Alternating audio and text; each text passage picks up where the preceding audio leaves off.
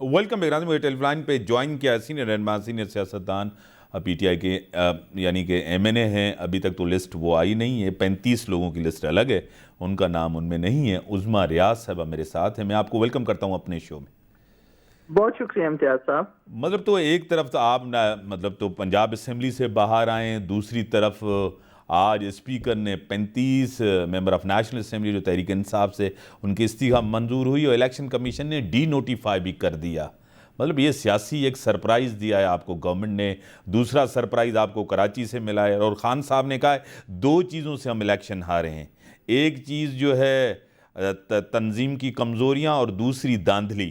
خان صاحب نے تنظیم کو پہلے کہا ہے، کیا کہیں گے؟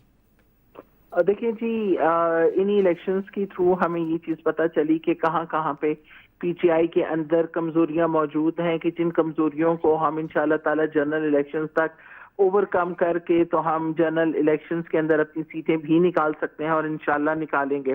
بالکل جی، اس میں کوئی شک نہیں ہے کہ جس طرح سے ہمیں کراچی کے اندر اپنی الیکشن کیمپین چلانی چاہیے تھی اور اپنے بندے کو ہمیں اسٹرانگ کرنا چاہیے تھا. جتنے بھی ہم نے اپنے پی ٹی آئی کے بندے وہاں پہ اتارے گئے تھے، اس طرح سے وہ کام نہیں ہو سکا.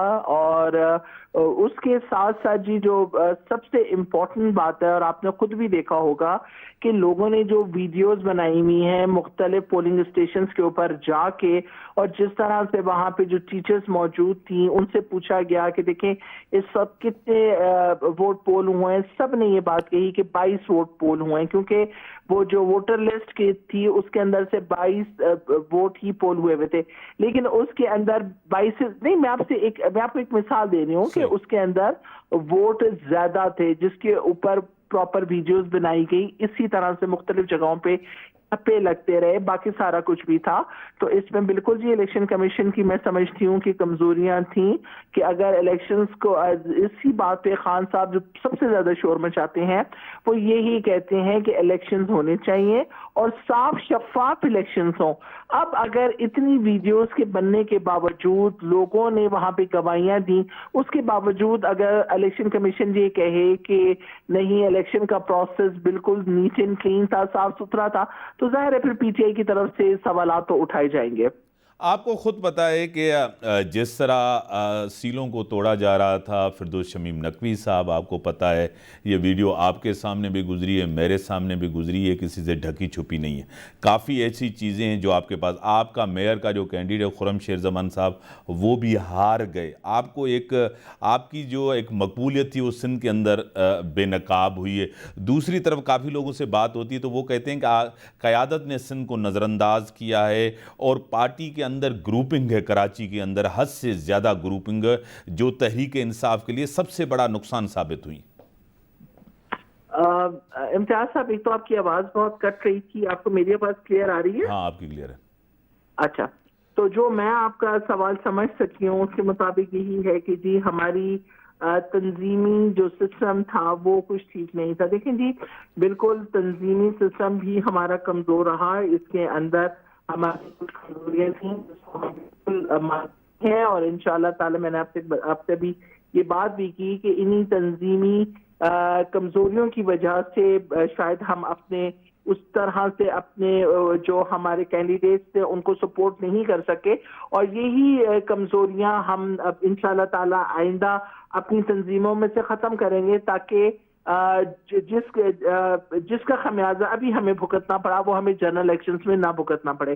پہلی بات. دوسری جو سب سے امپورٹنٹ بات ہے، جس طرح سے آپ نے جس طرح سے کہا کہ جی کہ پی ٹی آئی کی مقبولیت ختم ہوتی جا رہی ہے، تو دیکھیں ایک بات آپ مائنڈ میں رکھیے گا کہ پی ٹی آئی کی بالکل یہ غلط بات ہے کہ مقبولیت ختم ہو رہی ہے. سندھ کے اندر پی ٹی آئی کی بے انتہا مقبولیت ہے. لوگ اس کو بے انتہا چاہتے بھی ہیں عمران خان صاحب کو، اور ان کے لیے بالکل باہر نکلنے کے لیے بھی تیار ہے، ووٹ کاسٹ کرنے کے لیے بھی تیار ہے. ایک چیز کا خیال رکھیے گا، جو ابھی پیپلز پارٹی کو بلدیات کے اندر اتنی زیادہ جو کامیابی نظر آ رہی ہے، یہ ہم سب کو پتہ چل رہا ہے. جب پیپلز پارٹی پیک پہ تھی بھٹو کے زمانے میں، اور جس وقت ہر جگہ پہ بھٹو صاحب کا ایک نام کا توتی بولا کرتا تھا، اس زمانے میں بلدیات میں پیپلز پارٹی نے کامیابی حاصل نہیں کر سکی، تو اس دفعہ وہ کیسے کامیابی حاصل کر سکتی ہے جبکہ سندھ کے اندرونی حالات آپ سب کو پتہ ہے، جہاں پہ نہ تو زرداری صاحب گئے، نہ ہی وہاں پہ بلاول بھٹو صاحب گئے، نہ ہی ان کی کوئی تنظیمی معاملات میں کوئی تنظیم وہاں پہ ایکٹیو نظر آئی، نہ پیپلز پارٹی کے لوگ وہاں پہ ایکٹیو نظر آئے. لوگ آلریڈی ان سے اتنے زیادہ خائف بھی تھے اور ان کے مخالف بھی تھے. اس کے باوجود اگر آپ یہ دیکھتے ہیں کہ جی اس اتنی تعداد میں پیپلز پارٹی اگر سیٹیں لے کر جا رہی ہے تو it's mean there is something wrong. اور بہت سے لوگوں نے جو ویڈیوز بنائی، جو چیزوں سے وائرل ہوئی، اس کو کیوں نہیں دیکھا جا رہا، اس کے اوپر ایکشن کیوں نہیں لیا جاتا. اور سب سے بڑی بات اب بقول اب تمام میڈیا کے بھی اندر یہ بات بہت زیادہ گردش کر رہی تھی کہ کراچی میں، حیدرآباد میں، انٹیریل سندھ وغیرہ میں وہ ٹرن اوور نہیں تھا، لوگ اتنی تعداد میں نہیں نکلے. تو پھر یہ کیسے الیکشن تھے کہ جن کی ووٹنگ کا سسٹم آج بھی جاری ہوا تھا اور ان کی جن نتائج نہیں آ رہے تھے. تو یہ ان تمام باتوں کے اوپر ظاہر سوالیہ نشان آتا بھی ہے اور ہم سوال اٹھائیں گے بھی کہ ان تمام حالات کے باوجود اگر پیپلز پارٹی جیت رہی ہے تو وہ کیسے جیت رہی ہے.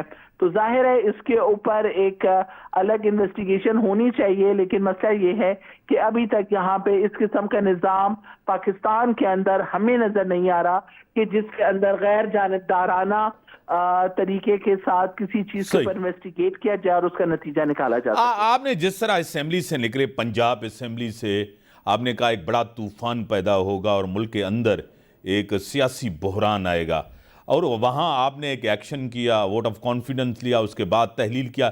اس طرف آپ کے 35 ایم این اے کو ڈی نوٹیفائی کیا گیا، اس کی استعفاء منظوری ڈی نوٹیفائی بھی ہو گئے الیکشن کمیشن سے. اس طرف آپ کو گورنمنٹ نے ایک بڑا سرپرائز دیا ہے. کیا کہیں گی؟ کچھ ملک کے اندر ایسا ہوا تو نہیں ہے؟ حکومت اپنی مدت پوری کرنے جا رہی ہیں، کیا کہیں گی؟ دیکھیں امتیاز صاحب، سب سے اہم بات جو ہے وہ یہ ہے کہ اس وقت آپ کو یہ نہیں پتا کہ گورنمنٹ ہمیں سرپرائز دے رہی ہے کہ ہم گورنمنٹ کو سرپرائز دے رہے ہیں. اگلی آپ کو پتا ہے کہ کچھ 1-2 دن اتنے اہم ہیں کہ جس کے اندر بہت اہم فیصلے بھی ہو سکتے ہیں، اور ہو سکتا ہے کہ ہم اسمبلیز میں واپس جائیں، اور ہو سکتا ہے کہ گورنمنٹ خود مجبور ہو جائے کہ جو ہم 9 مہینوں سے استعفوں کی گردان شروع کی ہوئی تھی کہ ہمارے استعفوں کو قبول کیا جائے، منظور کیا جائے، لیکن حکومت کی طرف سے اس کے اوپر ہیلے بہانے بنائے جا رہے تھے. کبھی کیا چیز کبھی یہ کہا جا رہا تھا کہ جی آ کے 1 by 1 آ کے یہ میرے اسپیکر صاحب کے سامنے جا کے استعفوں کی تصدیق کریں. کبھی کہا جا رہا تھا کہ آپ فلور آف دا ہاؤس آ کے جوائنٹلی آپ لوگ استعفے پیش کریں.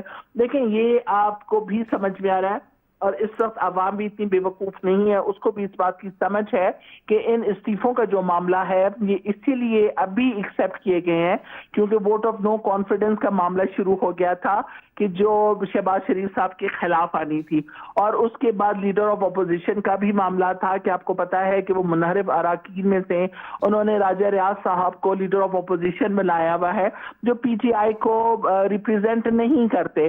تو بات یہ ہے کہ ہم نے ان تمام چیزوں کے اوپر ہم نے سوچا کہ ہم آلریڈی ہم پنجاب اسمبلی بھی ڈیزالو کر چکے ہیں، کے پی کے اسمبلی بھی ڈیزالو ہو جائے گی، تو اسی طرح سے ہم وہاں پہ جا کے ووٹ آف نو کانفیڈنس کے ذریعے اس اسمبلی کو بھی تحلیل کر کے جنرل الیکشنز کی طرف قوم کو لے کر جایا جائے تاکہ پھر قوم کے ووٹوں سے صاف شفاف انتخابات کے ذریعے جو بھی پارٹی آتی ہے وہ آئے اور آ کے پھر وہ رول کرے.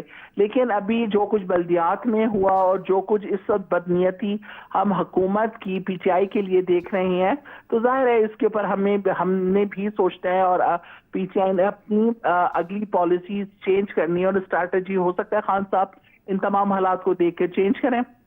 بڑی مہربانی، آپ نے ٹائم دیا.